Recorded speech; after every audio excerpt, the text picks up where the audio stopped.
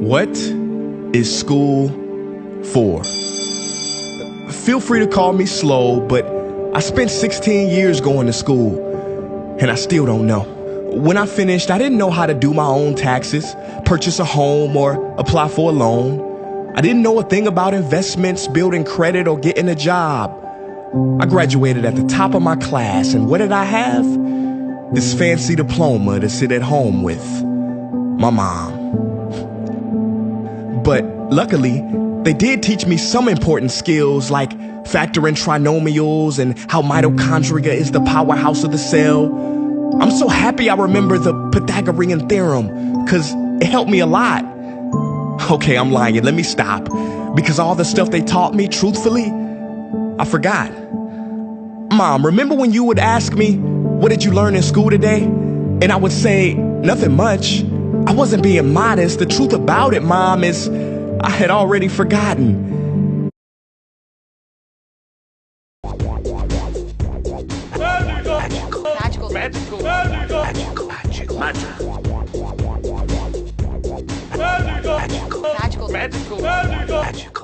Magical.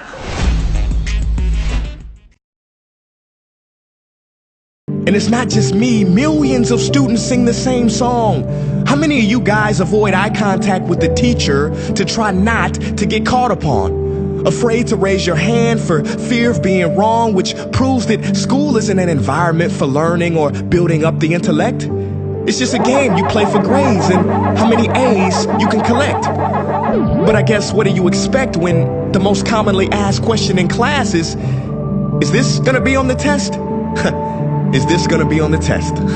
See, if school put learning instead of testing and memorizing as the top standard, then the letter F would not stand for failure. It would stand for find another answer. And if school was really interested in our personal and academic success, students would wake up later, have more freedom and homework, a lot less. And that's not my opinion. This conclusion has been scientifically tested and proven. And any teacher that doesn't believe me, feel free to check my works cited page to inspect.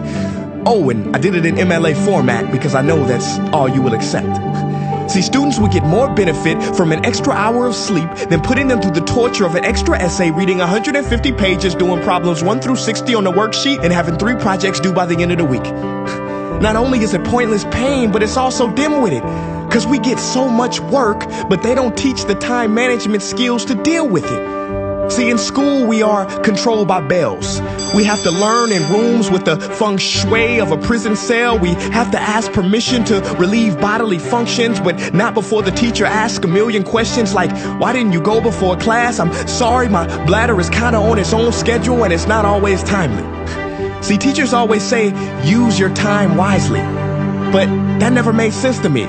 Because these 6 cruel hours of our lives we call school might literally be the worst use of time management ever in history. Think about it, the traditional teaching method is foolish. No, it's useless, multiplied by the square root of stupid. What they do is they cram information in your head, force feeding you, and then you throw it up on the test. That's not education, that's bulimia.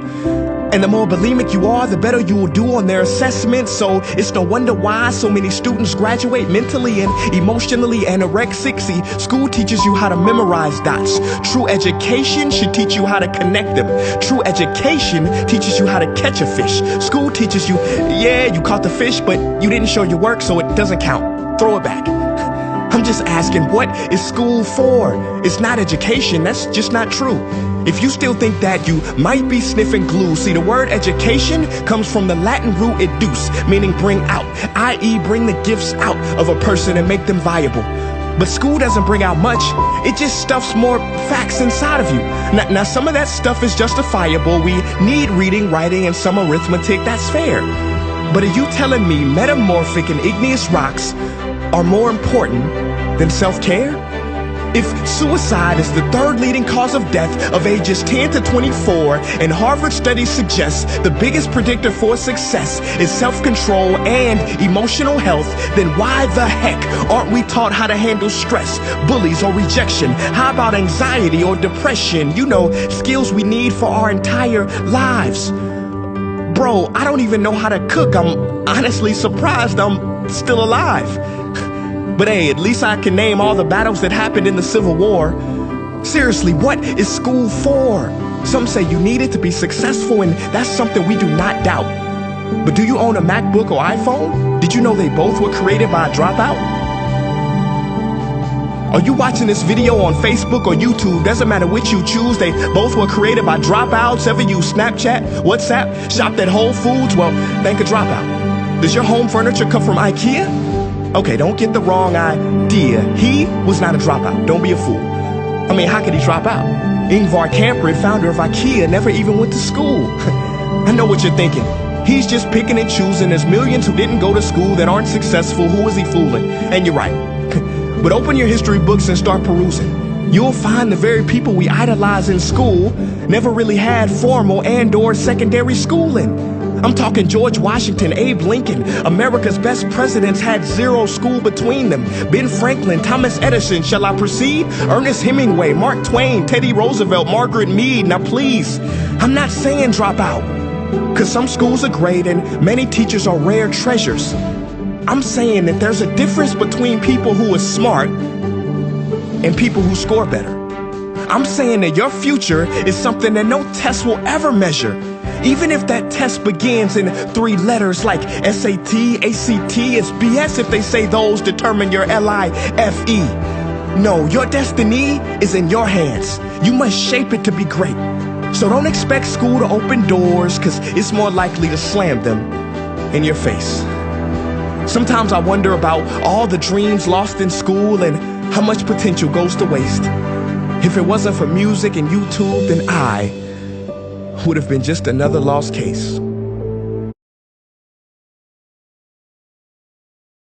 Just another lost case. Everybody watching this, please, close your eyes. Imagine a child sitting in the back of some teacher's class in some town. He never raises his hand, he fails most of his classes, but inside of him, there is a passion.